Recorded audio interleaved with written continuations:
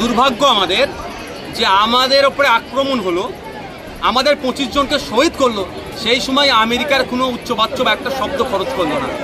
আমরা যখন আমাদের সেনারা যখন বীরত্ব দেখিয়ে আমাদের সেনাবাহিনীর মধ্যে 2 জন মহিলা অফিসারের নেতৃত্বে যেভাবে পাকিস্তানে ঢুকে ওখানকার জঙ্গি কার্যকলাপ যারা করে, সেই যখন ঘাঁটি আমরা গুড়িয়ে দিয়ে আসলাম এবং পরবর্তী পদক্ষেপের জন্য পাকিস্তান সরকারকে এই বার্তা দেওয়ার জন্য তোমার ওখানে জঙ্গি চাষ বন্ধ করো, নাহলে কিন্তু আমরা এই লড়াই থেকে পিছু পাবো না। যখন আমরা প্রস্তুতি নিচ্ছি আরও বীরত্বর আক্রমণের দিকে জঙ্গিদের বিরুদ্ধে, তখন আমরা কি দেখলাম, আমেরিকা আমাদের বন্ধ করছে আর আমাদের 56 ইঞ্চি দুর্ভাগ্য সে কথা মেনে নিচ্ছে। একবারের জন্য বললো না যে সময় এসেছে জবাব দেওয়ার, সে 1971-এর মতো।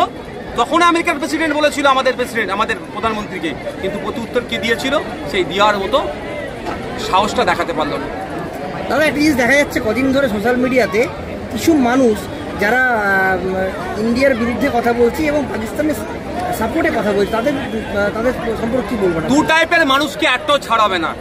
একটা হচ্ছে যারা আমার দেশে থাকবে, দেশ বিরোধী কথা বলবে, দেশকে তাদের কথাই দেশ দুর্বল, মানে মানসিকতা দুর্বল হতে পারে, তাদের ছাড় নয়।